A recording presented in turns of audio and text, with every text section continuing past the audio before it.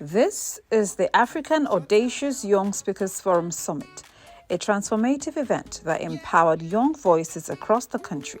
Themed Your Voice, Your Power, this summit lived up to its essence as it was a full day of inspiration, skill building, and bold calls to action. Led by the passionate coach and convener Tolulope Ekwe, the African Young Speakers Forum is all about helping individuals become confident and impactful speakers. And with deep dedication to her mission, Coach Tolulope Ekwe created a space to help African youth gain the much-needed confidence to face the world head-on.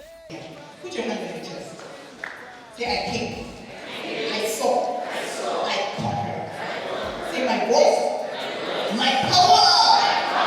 Yeah. The summit's core objective: to equip young Africans with the tools to speak boldly, lead responsibly, and influence positively by building a generation ready to shape their future. The program opened with a keynote letter on leadership from Senator Ireti Kingibe. In her absence, her powerful message was read by the compere Abiye Abere.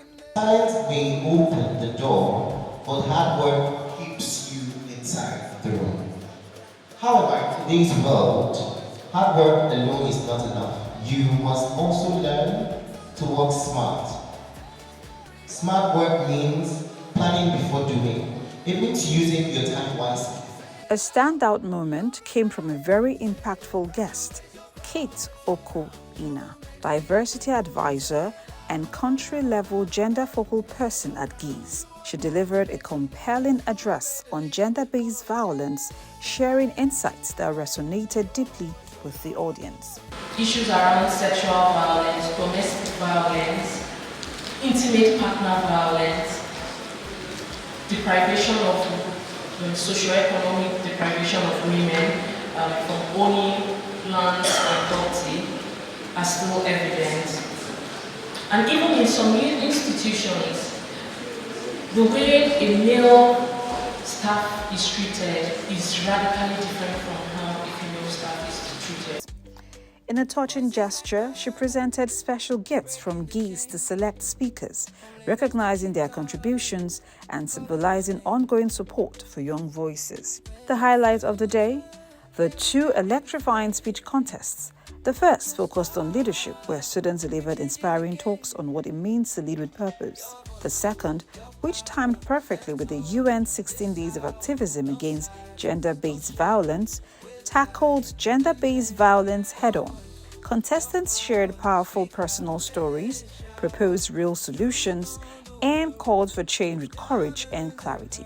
These speeches were raw, moving, and truly embodied the theme, Your Voice, Your Power. If you want to go fast, go alone.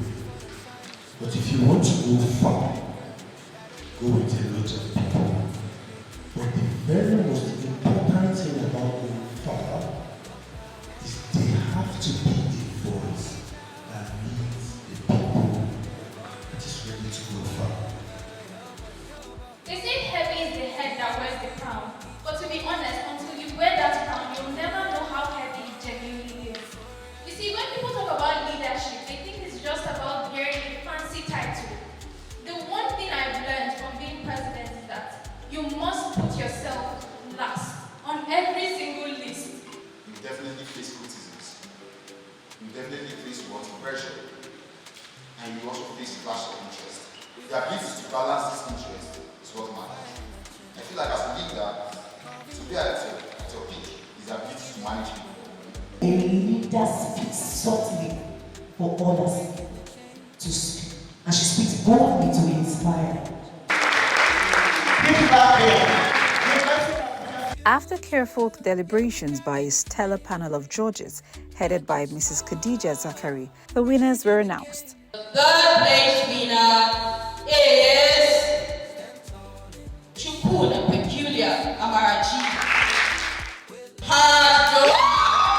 Sweeping both contests in first position was the phenomenal Joan Hart from Veritas University, a double champion who wowed everyone with her eloquence and passion.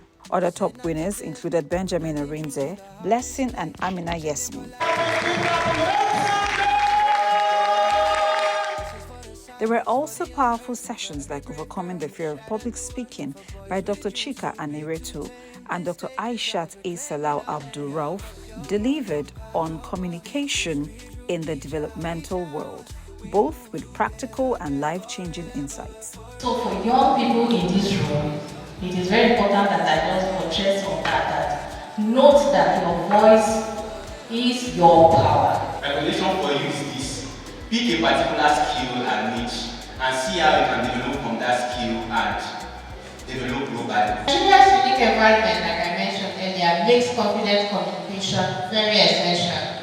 With so much impact for one day, convener Coach Tolulope Ekwe stressed the importance of collaborations to make more impact, unlike how far a private venture will go. She defined how essential investing in platforms like the AYSF Summit is to empower our youth to become confident leaders who can drive real progress.